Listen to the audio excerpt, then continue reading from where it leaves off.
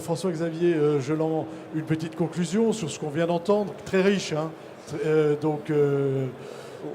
Ce que ça m'inspire, en fait, en écoutant vos quatre intervenants, le mot smart, alors il n'est pas français, donc il n'est pas très joli, mais il veut bien dire ce qu'il veut dire. C'est à la fois intelligent, mais aussi très futé, très ouvert, très agile. Et on l'a vu dans le premier projet résidentiel, on a un humain qui a passé du temps à essayer de comprendre le besoin, qui a passé du temps à trouver la bonne solution pour que ça coûte moins cher et que le client l'utilise réellement, qu'il soit satisfait. Dans le deuxième, on a une entreprise qui a changé les méthodes du bâtiment. Donc quand on dit réorganiser la filière, on va mettre 30 ans ou 40 ans à réorganiser le bâtiment. Mais non, ponctuellement, on peut aussi agir, donc avec R2S, avec cette logique de l'eau transversale, etc.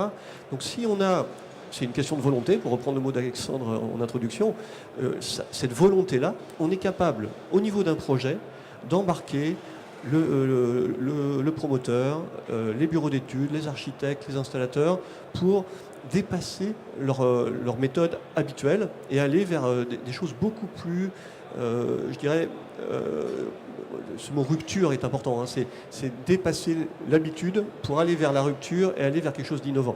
Alors avec Vestapro, on est sur l'agilité et on dépasse la guéguerre du protocole, par exemple. Donc, ça fait 35 ans qu'on entend parler de protocole, c'est plus un problème. La preuve, c'est que quel que soit le protocole, sa méthode va permettre de dépasser cette logique.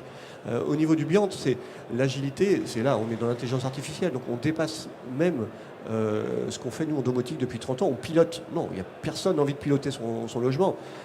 Le logement devient autonome, encore faut-il des algorithmes, encore faut-il de l'intelligence artificielle, encore faut-il des plateformes qui sachent embarquer tout ça. Donc voilà, ces quatre intervenants me donnent de l'espoir en disant, même si on ne va pas réorganiser la filière comme ça du jour au lendemain, on a suffisamment d'acteurs, suffisamment de volonté pour arriver à quelque chose de vraiment smart, connecté, communicant, comme le disait Emmanuel.